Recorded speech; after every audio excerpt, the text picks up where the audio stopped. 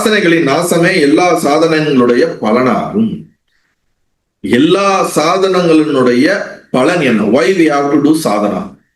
ஏன் நான் பயிற்சி செய்ய வேண்டும்? ஏன் நான் இதெல்லாம் படிக்க வேண்டும், கேட்க வேண்டும், சத்சங்கத்தை இது பண்ண வேண்டும், கோயிலுக்கு போகணும், நான் ஏன் பூஜை செய்ய வேண்டும், அல்லது தியானம் செய்ய வேண்டும், அல்லது எதுவுமே செய்யாமல் சும்மா இருக்க வேண்டும், எண்ணங்களை பார்க்க வேண்டும், விழிப்புணர்வு, என்ன வேணா சொல்லுங்களாம். எல்லா விதமான சாதனைகளோட பர்பஸ் என்னன்னா, நம்மளுடைய வாசனைகளை அகற்றுவதற்கு உண்டான முயற்சி, வாசனைகளை நலிவடைய செய்வது. திக் லேயரா இருக்கக்கூடிய நமக்குள்ள இருக்கக்கூடிய டெப்த் ஆஃப் அந்த டிசையர்ஸ் சொல்லக்கூடிய அந்த இம்பிரிண்ட்ஸ், வாசனைகளை குறைப்பது. அதுல 3 விதமான வாசனைகள் இருக்குது. இதுல எந்த வாசனைகளை எப்படி குறைப்பது அப்படிங்கிறது நம்ம ஒர்க் பண்ணணும்.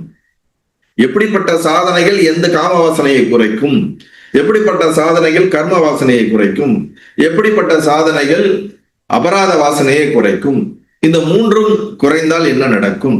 இந்த வாசனைகளை குறைப்பதனாலேயே ப்ரொஜெக்டர்ல இருக்கக்கூடிய அந்த கேப்பை ரிமூவ் பண்றதுனாலே பிரகாசம் வெளிப்படுகிறது. முன்னையும் பிரகாசம் இருக்கிறது, கேப் இருக்கும் போது இருக்கிறது, கேப் எடுத்தாலும் அதே பிரகாசம் வெளிப்படுகிறது.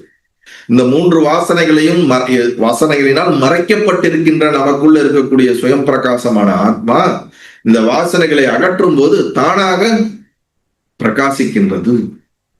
இதுதான் அங்க சொல்ல வரார். So all practice, what is the purpose of practice? Why we have to do practice? To remove vasanas or reduce vasanas. நான் சாதனை செய்யணுமாங்க அப்படின்னு கேட்டீங்கன்னா இதுதான் பதில். எதுக்கு? இப்ப சிரவணமும் சாதனை தான், மனனமும் சாதனை தான்.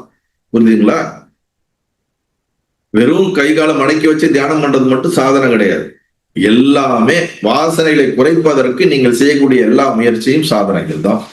அது வாசனைகளை குறைப்பதற்காக நாம் செய்கிறோம் என்று தெரிஞ்சு செஞ்சால் அது பயிற்சி, சாதனை. அது தெரியாம செஞ்சா அதுக்கு பேர் சாதனை கிடையாது.